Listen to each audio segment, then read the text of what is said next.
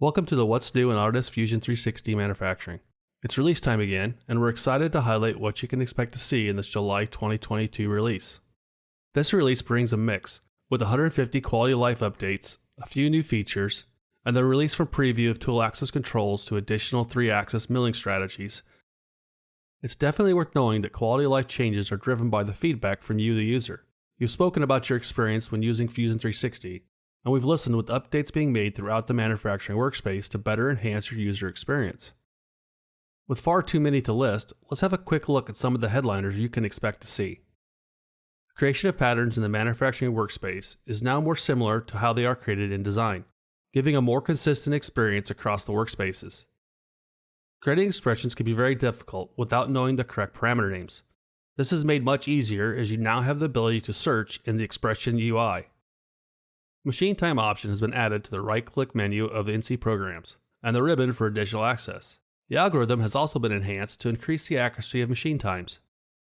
Toolpath warnings can now be hidden from view, cleaning up the browser tree, with a checkbox in the warning dialog.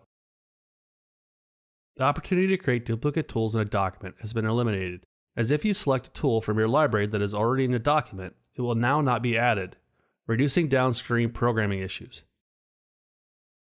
When using the Toolpath data dialog, unselected segments can now be hidden from view. This can be incredibly useful when trying to view areas of toolpath such as in roughing, where you may want to interrogate one level of the toolpath.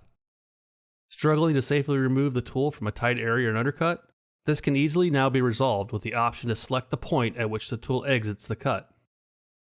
Previously, measurements were referenced from the model origin, which may not be the same as your machine coordinates.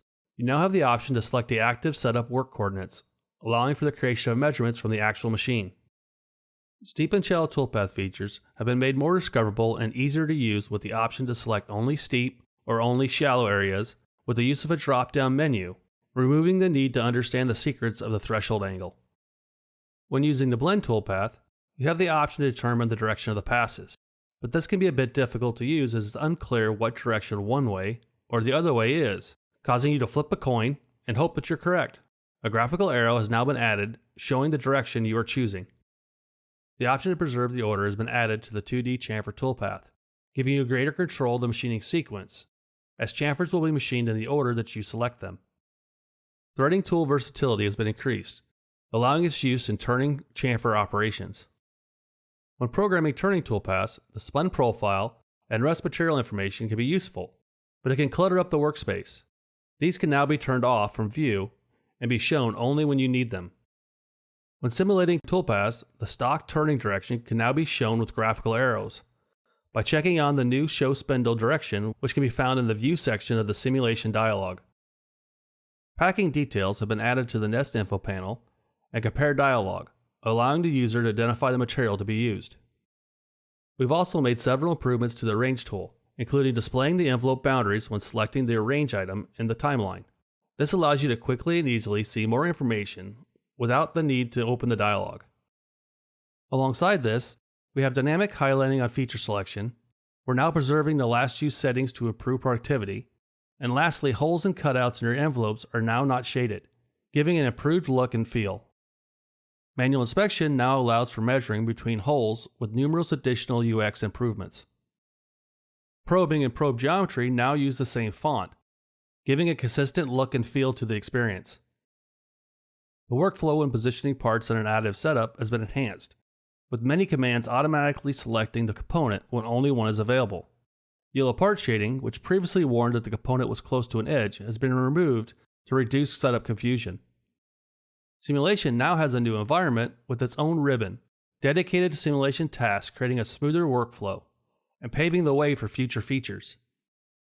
Along with that, you can now section view your part when simulating to get a clearer view of the machining process. This is especially useful when machining internal features where the view can be blocked by geometry. Machine simulation has also had 16 additional Herco machine tools added, along with improvements being made to the previous 11 in the library. Last, but definitely not least, multi-axis controls for 3D toolpaths has now moved from preview to be fully released as part of the machining extension. This gives most 3D toolpaths the ability to quickly be converted to 5-axis.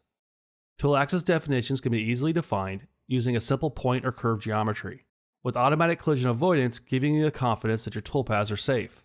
This increased functionality gives you greater toolpath flexibility to take on more complex and valuable work.